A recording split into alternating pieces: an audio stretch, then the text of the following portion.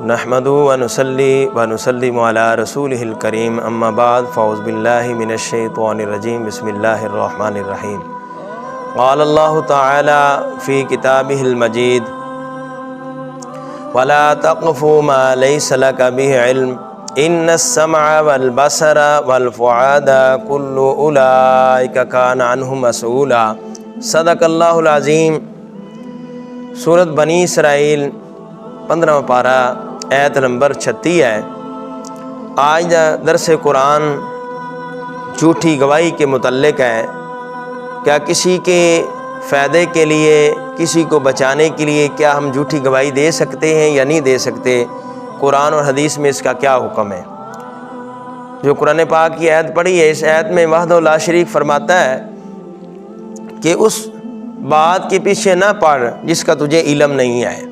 ان السمع والبصر والفؤاد، بے شک کان اور آنکھ اور دل، ان سب کے بارے میں سوال کیا جائے گا۔ ولا تقف ما لیس لک بہ علم، کہ اس بات کے پیچھے نہ پڑ جس کا تجھے علم نہیں۔ یعنی بندہ آنکھوں سے نہ دیکھے، اس وقت موجود نہیں، اور بندہ کہے کہ میں نے دیکھا ہے۔ کانوں سے نہ سنے، کہے میں نے سنا ہے۔ ایک قول یہ ہے، اس سے مراد یعنی جھوٹی گواہی ہے کہ جس کا تجھے علم نہیں، جو تم نے اپنی آنکھوں سے دیکھا نہیں، کانوں سے سنا نہیں، اس کی گواہی نہ دو۔ حضرت عبداللہ بن عباس رضی اللہ تعالیٰ عنہما آپ فرماتے ہیں اس سے مراد یہ ہے کہ کسی پر الزام نہ لگاؤ جس کا تجھے علم نہیں ہے۔ شریعت میں اس کی مذمت کی گئی ہے۔ اللہ تعالیٰ نے منع فرمایا ہے کسی یعنی جھوٹی گواہی دینا، کسی پر بلا وجہ الزام لگانا، یہ حرام ہے، یہ گناہ کبیرہ ہے، اس سے ہمیں بچنا چاہیے۔ اور اگر ہم کسی کی مدد کے لیے، اسے بچانے کے لیے ثبوت جمع کرتے ہیں، بلا وجہ یعنی الزام لگاتے ہیں، دیکھیں کہ آپس میں دو پارٹیاں، یہ پورے معاشرے میں ہو رہا ہے۔ اب دو پارٹیاں، دو بندے لڑتے ہیں، اب دونوں کا نقصان ہوتا ہے، اور ایک پارٹی کا زیادہ ہوتا ہے، ایک پارٹی کا کم ہوتا ہے۔ اب جس کا کم ہوا ہے وہ کوئی ایسے معاملے بناتے ہیں وکیل کے مشورے پر کہ عزت نہیں لوٹی گئی جی لوٹی گئی ہے، کپڑے نہیں پھٹے پھاڑے گئے ہیں۔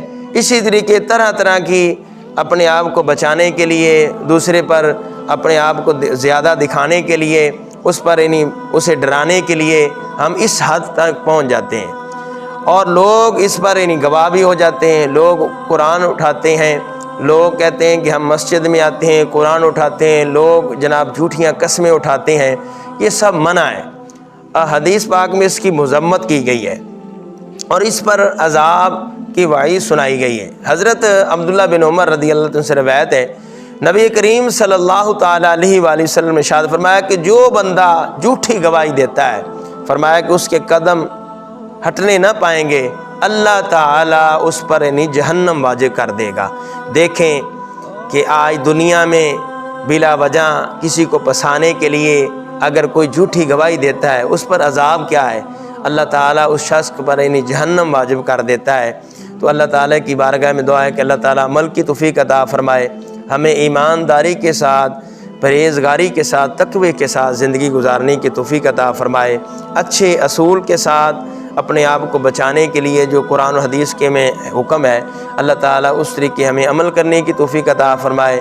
جن کاموں سے اللہ تعالیٰ نے ہمیں منع فرمایا ہے اور پیارے آقا صلی اللہ تعالیٰ علیہ وآلہ وسلم نے منع فرمایا، اللہ تعالیٰ تمام مسلمانوں کو بچنے کی توفیق عطا فرمائے، آمین۔